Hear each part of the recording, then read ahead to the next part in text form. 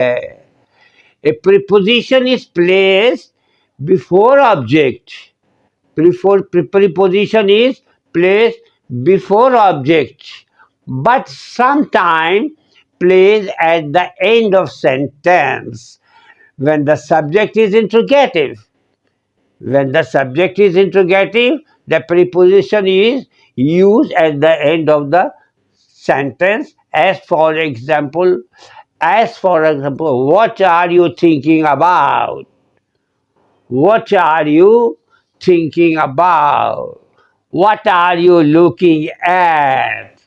At आखिर में आया. What are you thinking about? आप क्या सोच रहे हैं?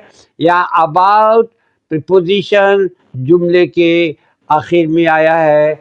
और जबकि आमतौर पर यह होता है कि preposition हमेशा ऑब्जेक्ट के पहले आता है. The cat sat on the wall. Wall के पहले on आया. Right?